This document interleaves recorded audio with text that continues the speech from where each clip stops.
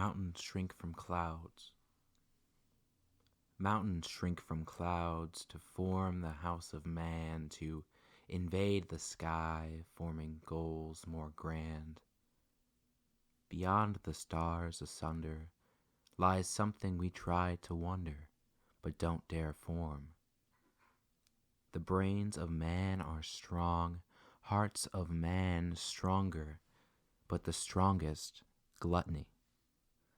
Man thinks unnatural, impetuous when fluid, selfish when ambitious, cold when sympathetic. The mountain of man shall rise, but when it reaches the stars, it will shrink from clouds to form a house no more. Hello, everybody. This is Kevin. Thank you so much for listening to my poem, Mountain Shrink from Clouds. This was originally posted 2016 in December, I believe. The link will be in the description, so it'll have the date there.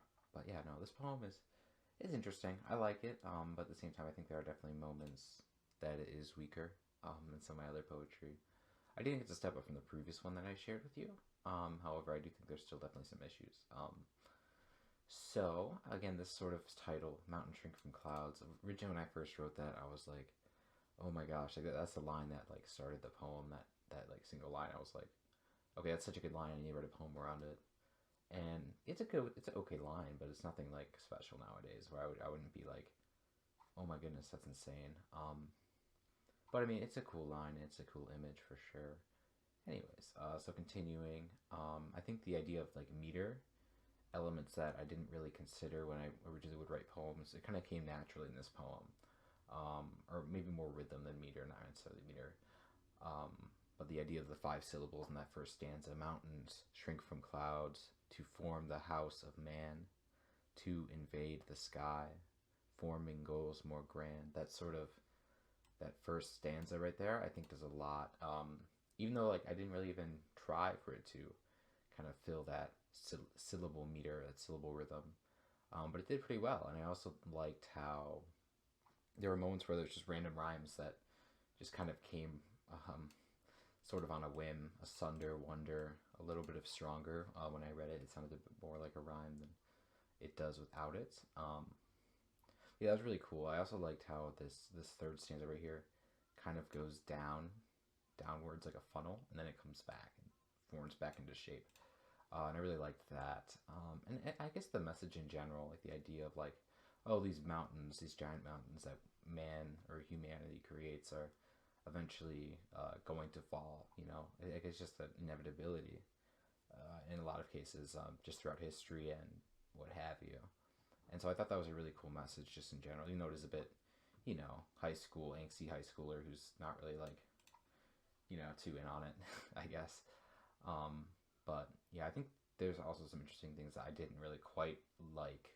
So again, me not writing with a rhythm in mind, it leads to moments like we try to wonder but don't dare form being 2 separate lines. Again, very much a 5, 4, I guess this is 3 syllables, so maybe that kind of messes up too, but like this really interrupts it. We try to wonder, which is 5 syllables, and then but don't dare form, like it cuts off there very strangely. And sometimes it's intentional. So like gluttony here at the end being like the standout star of the stanza, and also shaping the image that I pointed to earlier. It's really useful, but at the same time, there's moments like this where if you don't write in meter, write in form, or write with a rhythm in mind, you'll kind of stumble upon like weird sounding things once you hear it again. And obviously also words like impetuous. I don't know. I never knew what that meant. I don't think. I definitely didn't know when I went back to it. I had to look it up and be like, okay, that means like hasty or level-headed. I'm pretty sure that's what it meant. Impulsive. Yeah. I mean, words like that, I think they're good if one, it's in your vocabulary and you know how to apply it properly. Because I just used this as a replacement for the word hasty because I thought it sounded more fitting and it had that very formal sound, that formal dramatic theatric sound that I like to go for nowadays. And I went for before as well, but the fact that it doesn't come from my own head means I'm probably not applying it in the right context. And even if I am applying the right context, it doesn't mean that the readers that I'm trying to aim for are going to be able to understand what I'm saying. And I think that is probably the biggest issue with that. Using words that, one, you don't even know what they mean, or two, using words that are too long or too flourished, too superfluous, if you will. I do know what that word means. It means very, very excessive for no real gain, just to look more fancy. Something like that, you know what I mean? But words that, if you don't know what the word means and you're not applying it right, again, the word asunder as well. I like the romantic quality of it. I honestly don't even know what the word asunder means. It just kind of sounds good with stars. It's kind of used like in tandem together. And so I wrote it down without even considering the meaning behind what this means. Just asunder, I guess I can look it up. I actually don't know what this word means, to be honest with you. Apart. Okay, I mean, yeah, that was kind of the idea. I had like kind of two things split apart. Like all the stars are like spread out. But I mean, there's better ways to word that. And so I think using these big words, it's cool and it looks nice. And you'll probably see more poems like that do that, where they use bigger words just to sound smart, when in reality it's, you know, kind of dumber to not make it more digestible for other people. But in terms of this poem, I don't really have much else to say. I would change the title if I were to rewrite it. I think if I were to rewrite it, I would look at this image of the mountain and I would try to like really make it stand out more than it does. The idea of the physicality of it, like how it's breaking down and eroding away, I think that is a central image to the piece, and it kind of is forgotten about.